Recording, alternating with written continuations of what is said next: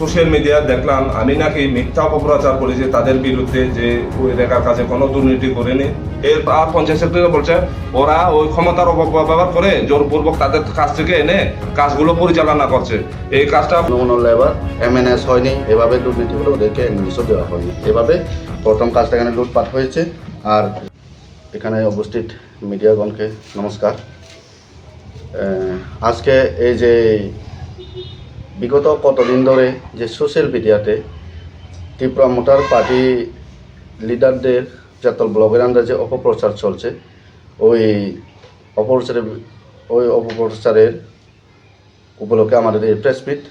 এখন আমরা জানি যে বিগত কয়েকদিন ধরে 10 বছর ধরে পঞ্চায়েতের আন্ডারে যে ম্যান্ডেট নিয়ে খেলা চলছে বিজেপি দলের কর্মীদের, সেই প্রতি আমাদের যে এই আজকের এই প্রেস মিটটা।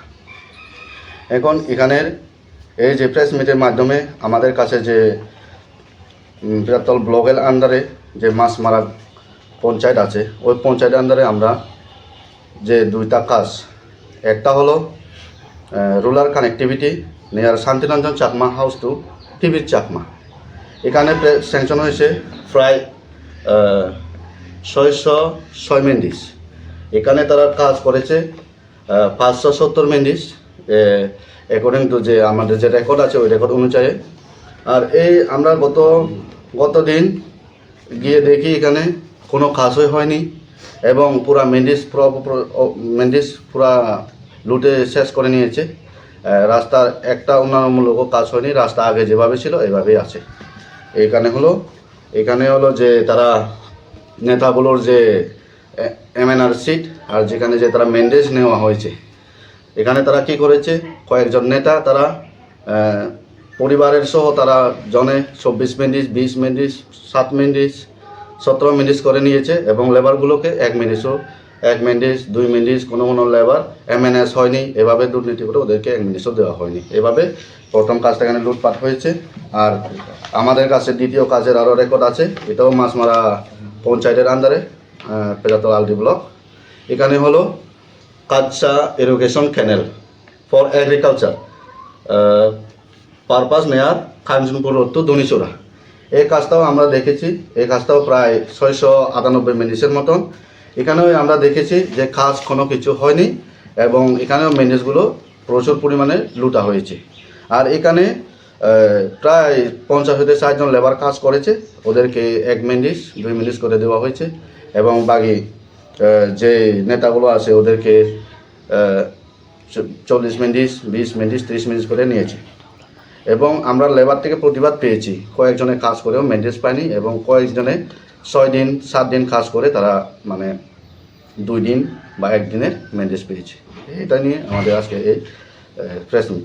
অভিযোগটা কার বিরুদ্ধে আপনারা আনছেন? অভিযোগটা যে বিজেপি যে রুলিং গভর্নমেন্ট তারা যে জবরদস্তি কাজ করছে এবং মাছমারা অঞ্চলে যে জনসাধারণ ওদের মুখ থেকে বার হয়ে এসে গেছে যে নাম দুটো হলো টুটন ভৌমিক আর রাকেশ চাকমা।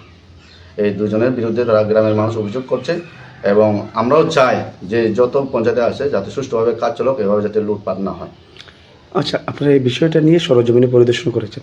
হ্যাঁ, আমরা নিজে ব্যক্তিগত এবং জনসাধারণ মানুষ নিয়ে ওদের চেক করে নিয়েছি, এখানে কোনো কাজই হয়নি এবং আগে যেভাবে ছিল সেভাবেই আছে। কিন্তু মেন্ডিস শেষ, ওরা বলছে মেন্ডিস নাকি এখনও আছে, কিন্তু অ্যাজ পার যে গাইডলাইন আছে ওটা তো কাজ করতে স্টপ করা রাখা যায় না। আর যদি একবার শুরু হয় তাহলে এই কাজটা যদি কাজই না হয় তাহলে মেন্ডিসগুলো গেল কোথায়? আমাদের এই প্রশ্ন। কত মেন্ডিস কাজ হয়েছে এবং কত মেন্ডিস বাকি রয়েছে? এখন আপাতত এখানে 606 মিনিট প্রথম কাজটা, যে রাস্তার কাজটা, এখান থেকে 570 মিনিট পুরো শেষ। আমাদের কাছে অন দ্য রেকর্ড সব রিপোর্টগুলো আছে, এখানে অলরেডি 570 মিনিট শেষ। এখনো কোনো কাজ হয়নি, 37 মিনিট বাকি। এই 37 মিনিট দিয়ে কী কাজ হবে? রাস্তাটা প্রায় 200 হতে 300 মিটার। এই 37 মিনিট দিয়ে তো কোনো কাজ হওয়ার মতো আমরা কোনো উপায় দেখি না। আর যে ড্রেনটা বলছেন এটা কত মিটার?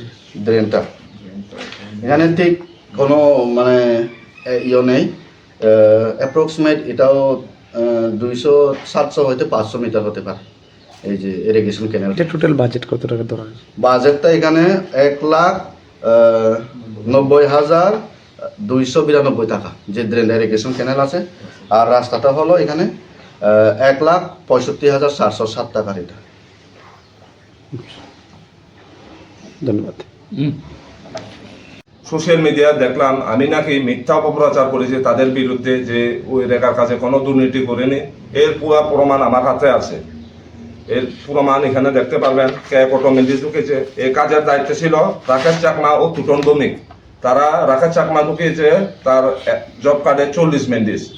এরপরে বলে এটা নাকি আমি মিথ্যা অপপ্রচার করেছি, কিন্তু এটা মিথ্যা অপপ্রচার না, সম্পূর্ণ তথ্য আমার কাছে আছে।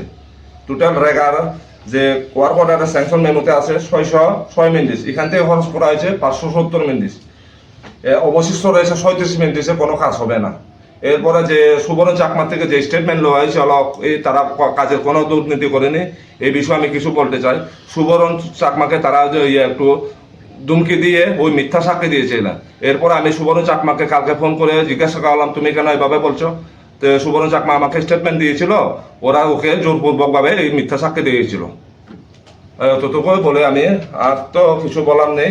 আর একটা আছে ওই ড্রেনের যে নালার কাজটা, সেটা আমার ভাই একটু কিছু বলেছিল যে 698 মেন্ডিসের কাজ, এটাও ঠিক। এখানে কিছু লেবার 1 মেন্ডিস 2 মেন্ডিস করে পেয়েছিল, লেবারের থেকে অভিযোগ আছে।